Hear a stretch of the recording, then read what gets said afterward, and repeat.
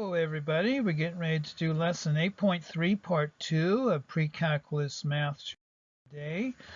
And for today's classwork lesson, you got 12 points that will go into your notebook guide and 52 points will go into your classwork sheet. So have those out, students.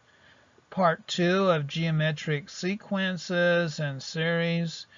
Students in my classroom, put your name, date, and period. If you're online or you're a homeschooler, please put your due date here. And for today's bell work for today, find the determinant of this matrix, find the determinant of that matrix, students. Teachers, give your students about 5-6 minutes for that. See you in 5 or 6 minutes. Okay, welcome back everybody for your solutions for today's bell work. So we need to find the determinant of this matrix here. So we've been through all those algorithms here to find your determinants. You block this row out, you block that row out, and then you do this here, and you add up that sum, and then you move down here and go here, and then you multiply those through. And then you go over here and you go here and then you add up these determinants there. So we've been through that. That's chapter 7, students. You should know that by now. So for here, for the determinant of this matrix here, it comes out to be a negative 102, students. So you should have a negative 102 there for that one. And then down here, here's your original system here, and then you go through using your algorithm for that, and you come up with negative 13 here for your determinant. You can do that either by hand or by using your calculator to find that. So it'll be negative 13 for that one. Into our lesson today, our first page here on our lesson. When you know any two terms of a geometric sequence, you can use the information to find a formula for the nth term sequence. So once we know any two, we can figure out a geometric sequence. So finding a term of a geometric sequence. The fourth term of a geometric sequence is 125, and the 10th term is 125 over 64. So we know our two terms here. Find the 14th term and assume that the terms of the sequence are positive. So we're going to assume that they're all positive. The 10th term is related to the fourth term by the equation of a to the 10 equals a for r6. So multiply fourth term by r10 minus 4. Because a10 equals 125 over 64 and a4 equals 125, you can solve for r as follows. So r as follows is 1 over 64, so equals r6. So for a, you can solve for r. So r in this case here will be 1 over 64 equals r to the 6th power. So what would that be? So 1/2 would equal r. So we have solved for r by this usage here. 125 over 64 equals 125 r to the 6th, and by using our algebra here, we can find out that r equals 1/2. So knowing that r equals 1/2, you can obtain the 14th term by multiplying the 10th term by r4. So a14 will equal a10 r4, which will equal 125 over 64, 1/2 to the 4th power, which comes out to 125 over 1024 is what that comes out to for. So this to the 4th power will be 1 over 16 by 64 will be 1024. So remember that r is the common ratio of the consecutive terms of a geometric sequence. So a10 would equal a1 or 9. And when we do that, this will be an example here of what R6 would equal here. So A1 would equal R times R to the 6. In this situation up here, it can be modeled after this example down here. Okay, so for our first guided practice here in this lesson, find the indicated term of the geometric sequence. So we want to find a sixth term here, and A2 we know will equal negative 18, and then A5 will equal 2 over 3. So we know two terms, so we want to find a sixth term. And then down here we want to find a seventh term, students. This is your independent here, down here. And we know the third term is 16 over 3, and the fifth term is 64 over 27. So really, to solve this, let's pay attention to this up here. So we have the fifth term is A2 over A2R cubed, and so our A to the fifth is 2 over 3, which equals negative 18R cubed. And so we just plug in here. To solve for R cubed, we move this over here. So we basically we're solving for R here, and R comes out to be a negative 1 over 3, and then we plug that back into our formula here to find our sixth term. A to the 6 equals A5R, so A to 6 equals A5 is 2 over 3, and then R is negative 1 over 3, and that will come out to negative 2 over 9. So this is basically your algorithm here to find your sixth term. Use the same kind of method here to find your seventh term down here, students, okay? Okay, page 5. The sum of a finite geometric sequence.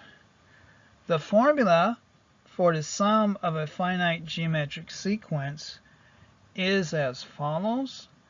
The sum of the finite geometric sequence A1, A1R, A1R squared, A1R cubed, and A1R4, and then A1R to the n minus 1, with a common ratio R cannot equal 1, is given by, so we have a summation here. Sn would equal our summation here, I would equal 1, and then our top level will be n, so A1R I minus 1 becomes this here. So A1 would equal our summation here of Sn would be A1 multiplied by 1 minus R to the n over 1 minus R. So this formula here is really valuable for finding the sum of geometric sequences. Let's try one now. Example 6, find the sum of a finite geometric sequence. Find the following sum. So we have an upper level here of 12, and n will equal 1, so we start with 1. And then we have 4 times 0.3 to the n. So finding that sum, by writing out a few terms, you have 12, n equals 1 would be the bottom there, 4 times 0.3 to the n. And then we start with 1 here, 2, 3, then up through 12 is what we do. And by adding those, all this stuff together, you could do that by hand, but we're going to use our formula, right? Let's use our formula that we just learned. You can apply the formula for the sum of a finite geometric sequence to obtain by plugging in now. Here's our formula. So here's our original geometric summation here. So if we just plug in our values here, 4 times 0.3, or A1 here is 4 times 0.3, and then we have 1 minus 0.3 to the 12, our level is 12, and then 1 minus 0.3, our R here is 0.3. So we just substitute our values from this into our formula is what we've done. And then when we crank that through, we come out with 1.71 by using a calculator. So when we plug these values in and you crank this out, you'll come up with 1.71. So let's try one here. Find the sum. Use a graphing calculator to verify your result. So here's our sum. We got an upper level of 9, and then n equals 1. And then here is our original formula here, 2 to the n minus 1. So by plugging in our values for that, Sn will be 1 times 1 minus 2 to the 9th. Here's our upper level, over 1 minus 2. So 2 would be this here, and then that cranks out to being 511. And then down here, students, I want you to do this on your own, using this as a model for what you do here in your independent practice. When using the formula for the sum of a geometric sequence, be careful to check that the index begins at I equals 1. For an index that begins at I equals 0, you must adjust the formula for the nth partial sum. For instance, if the index in example 6 had begun with n equals 0, then the sum would have been, if this would have been your bottom here would have been 0, then you would have came out with 4 plus 1.7. It would have been a totally different number here. For 0 here, you plug that into your formula, 4 times 0.3 times 0 to the 0 power plus this summation here to the n, you would have came out with a way different number. So when you start from 0, it changes everything. Okay, page 10. This is should be on your classwork sheet, but it might be on your note-taking guide too. Geometric series. The sum of the terms of an infinite geometric sequence is called an infinite geometric series, or simply a geometric series.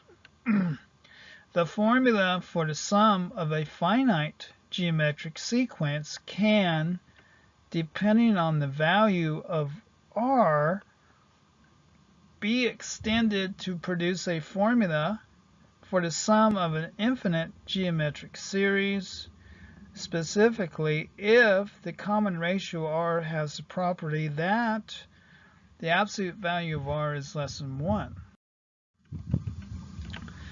So then, if it is less than 1, it can be shown that r to the n becomes arbitrarily close to 0 as n increases without bound.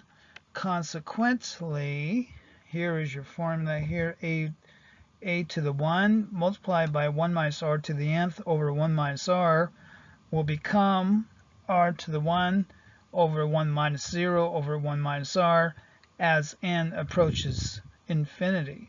So as n goes to infinity, this becomes 0, so you have 1 minus r.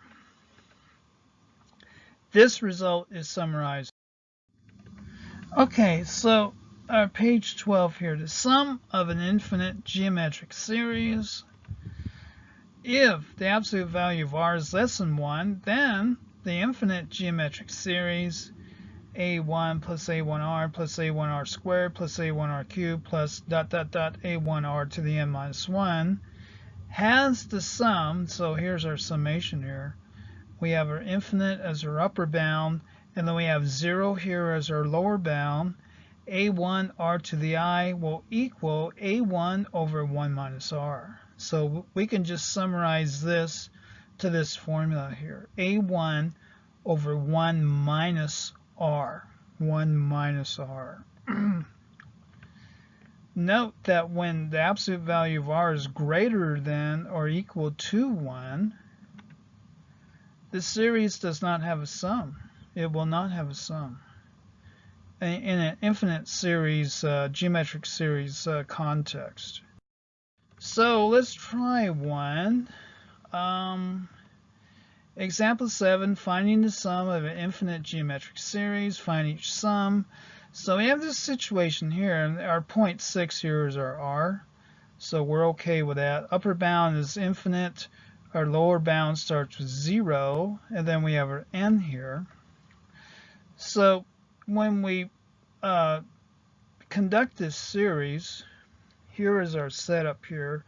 4 plus 4 times 0.6 times 1, 4.6 squared, and 4 times 0.6 cubed, etc. This will just be the shorthand for this up here. It'll be 4 over 1 minus 0.6. This is our A1 over 1 minus R. So we can just jump. We can just eliminate this and just jump to this here, down here. And then when we crank that out, it comes out to 10. So the sum of this is 10 by using this formula here. Isn't that cool? I'd say that's very cool. So for B here, we have a series like this, 3 plus 0.3 plus 0. Blah, blah, blah, like that. What do we got here? So this is the same thing as 3 plus 3 times 3 plus 3 times 0.1, 3 times 0.1 squared, 3 times 0.2 cubed, like that. And then when we add that all together, we can refer back to this formula, 3 over 1 minus 0.1.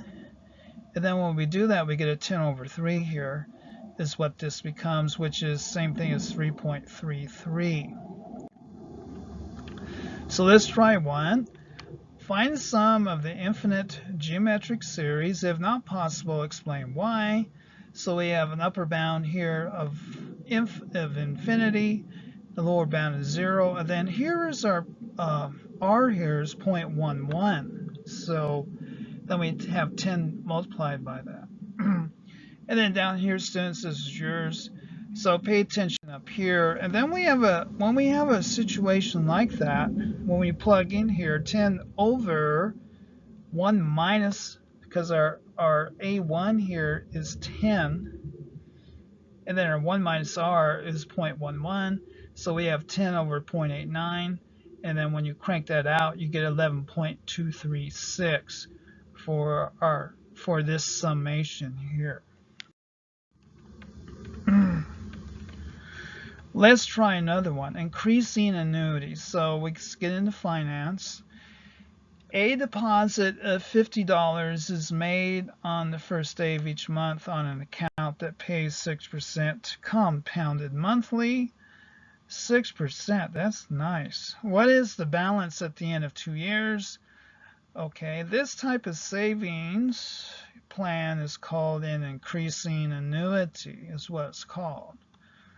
So with that context, recall from section 3.1 way back that the compound interest formula is A equals P times 1 plus R over N to the NT. So this is your formula for compound interest. To find the balance in the account after 24 months, consider each of the 24 deposits separately. The first deposit will gain interest for 24 months, and its balance will be like this. So a to the 24th will be 50 times 1 plus over this amount here to the 24th power. And then this will be your simplified version of that. 50 times 1.005 to the 24th power. And when you crank that out, the second deposit will gain interest for 23 months. And its balance will be a to the 50, blah, blah, blah, to the 23rd power. So that's what we have there. The last deposit will gain interest only for 1 month. And its balance will be like this, 50 times 1.005 to the 1. So once we have that established, the total balance in the annuity will be the sum of the balances of the 24 deposits.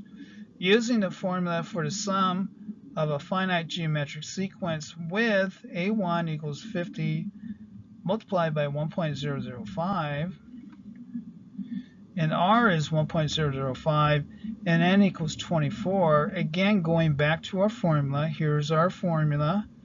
1 minus R to the N over 1 minus R. So the formula for the sum of a finite, this is finite now, geometric sequence. When we plug in from that, we have 50 times 1.005, and then it's multiplied by this quantity here.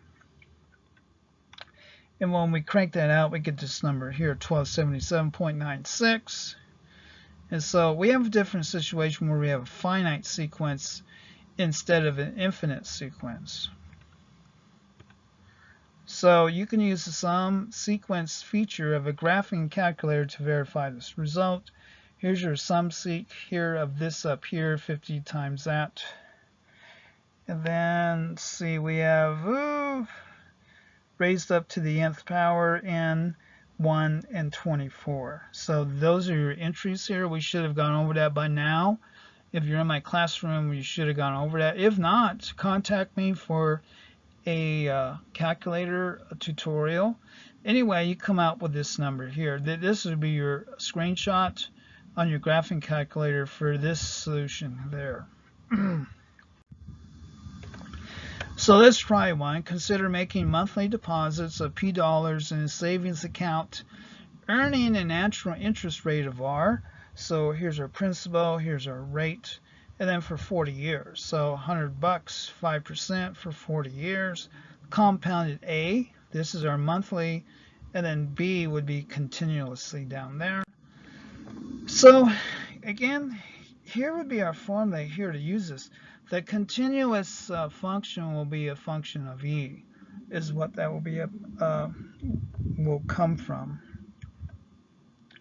And when we use that function down here, when we plug in our values for that, 12 to the 40, so 100 times this amount to the 12 over 40, minus 1, and then 1 plus 12 over 0.5.